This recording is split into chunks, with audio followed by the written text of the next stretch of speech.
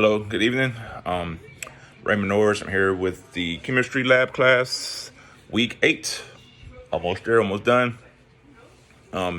This is my experiment. First, we'll talk about the first of the two. So the first one was my the slime test, which is actually pretty fun, making slime. My kids done it. I don't think they're using all this stuff that we use, but we've used it. Excuse me. So this one here, pretty much just did the experiment in my kitchen next to my sink, where all the rest of my experiments have been taking place, other than my first couple of ones dealing with fire. So this one here is, like I said, because I have everything in there with my sink, trash can, fire extinguisher. There's open windows, so just in case anything comes out and I have to any fumes or anything like that, you'll be able to go out. So keep that in mind. All right. All right, so first I did the slime tests. So my pretty much before we start, I know we're supposed to do like a hypothesis over this. So my guess was it was not going to pick up the newspaper print. I don't get the regular newspaper, so I found one in my office. I think it was kind of old, so that might have been the reason why it didn't pick up. But that was my hypothesis, that it wasn't going to pick it up. So let's go from there. So ink tested for the slime.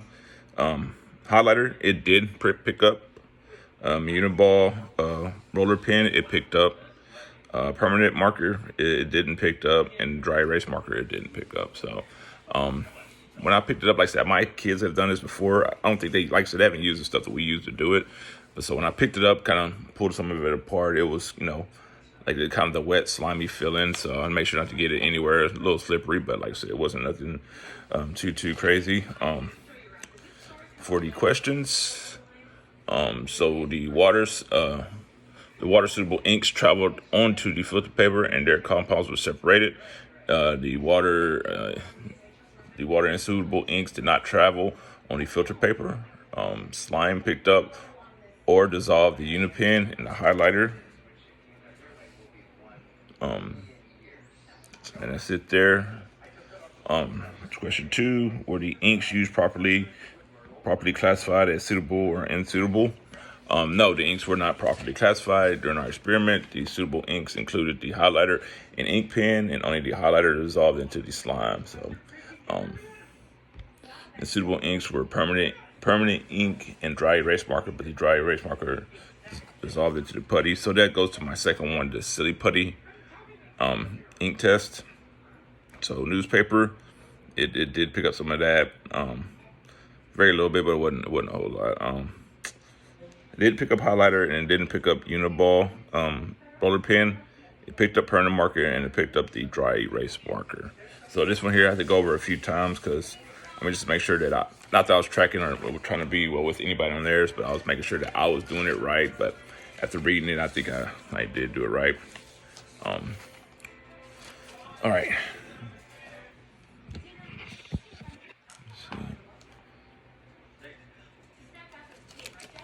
So this one here, the molar mass is the freezing point. So from what I'm thinking that it froze at. So the first one was, I got it at it was like 20 something. I couldn't really read it that well on the thermometer itself, but I got it at like 20, like mid 20 degrees. Like a glycerol was at 28. And the other two were in the higher teens. So, explain in my own words why water expands when it freezes. I think when it freezes, because I've actually did this before as a kid, where I had I put a glass of water in the freezer to get it cold and left it in there by accident, and of course you go back after it's frozen and then the glass is broken. To me, I just think it expands because it's hardening its surface into being, becoming that when it goes to that freezing point. So, all right, what concepts do these labs activities best help you clarify?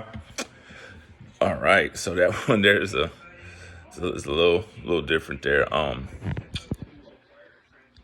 Biggest thing kind of helped me go over the more of the slime data, the slime test. I know that kind of went over different things there. So that they're kind of pretty much showing me how to make slime, to be honest with you. But them not picking it up, it kind of shows me like the suitable and unsuitable stuff of that nature. So sorry.